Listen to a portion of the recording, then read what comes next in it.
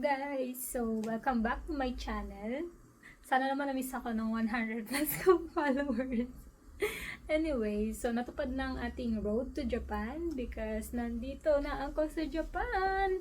Yes, 2 weeks na akong nandito and medyo malamig actually. So, nung dumating ako dito, autumn pa siya pa-winter. So, ngayon winter na kasi December na. So, November, mga 2nd week, 3rd week ako dumating dito. So, ang lamig na guys. Tapos yung outfit ko sa airport, tingnan nyo naman. Pinush ko talaga yan kasi sabi ko nga, gusto ko kapag tumungtong ako ng Japan, mukha akong Japanese. Charing. So, ayun. So, ang tagal ko rin hindi nakapag-vlog.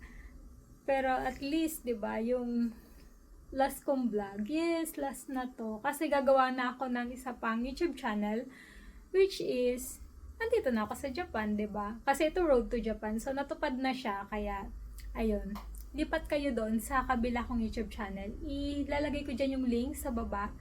So, punta na lang kayo, paki-subscribe na lang din. Kahit 100 plus lang kayo, guys.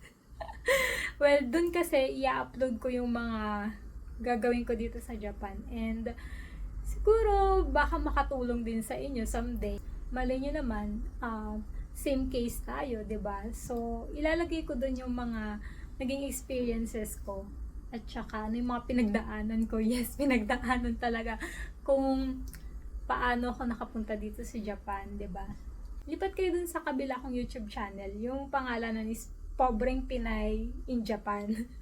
Actually, hindi dapat yun yung title doon. Kaso lang yato asawa ko. Sabi ko sa kanya, gusto ko yung bago kong YouTube channel since nandito na ako sa Japan.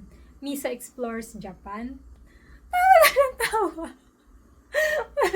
Tinawanan ako. So sabi ko, oh, sige, magpakatotoo tayo. Okay, sige.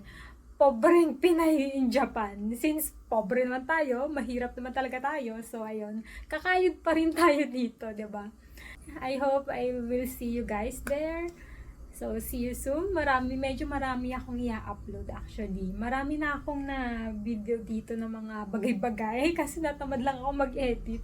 Abangan nyo na lang dun sa kabila. Oh, nakakalungkot. Bye-bye guys. Thank you sa pagsama sa aking road to Japan. And now, I am here in Japan. Thank you guys.